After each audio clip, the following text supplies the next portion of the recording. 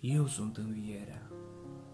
Am mers înaintea ta prin întunericul cel mai mare, moartea. Acum te aștept într-o lume nouă, cu așa o bucurie, de o frumusețe pe care nici nu ți-o poți imagina. Da, eu am mers înaintea ta și totuși sunt așa aproape de tine. La fiecare pas pe care tu îl faci, mă întâlnești pe mine. Cercetează atent, să vezi dacă e adevărat ce zic. La fiecare umbră de întuneric care vine peste viața ta și îți produce sărăcie și necaz, strigă către mine și nu te lăsa mulțumit până ce nu simți mâna mea care te ține, te ridică și te conduce. Și până ce vezi lumina mea care îți arată un drum nou, nu înceta să speri.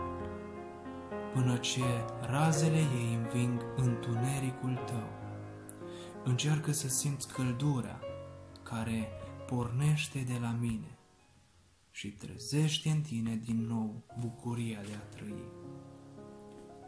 Lasă-mă pe mine să-mi pun mâinile peste rănile tale, chiar și pe acelea care par de mult vindecate și totuși încă dor, neîmplinirile care te întristează, amărăciunea împotriva celor ce te-au rănit, acele părți din tine de care tu însuți ești așa de nemulțumit și care îți aduc mereu ție și celorlalți atâta rău.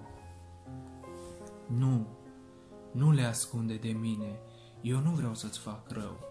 Prin atingerea mea, ele se vor vindeca, căci pentru mine nimic nu este imposibil. Și dacă mă vei urma și te vei încrede în mine tot mereu, atunci vei sta într-o zi lângă mine în noua mea realitate. Atunci vei putea vedea urmele în palmele mele, pe picioarele mele și în coasta mea, din care sângele meu a curs pentru tine. Și dacă te uiți la tine, nu vei mai găsi nicio greșeală. Tatăl meu te va lua în brațele lui și fericirea ta va fi de nedescris și nu va mai înceta niciodată.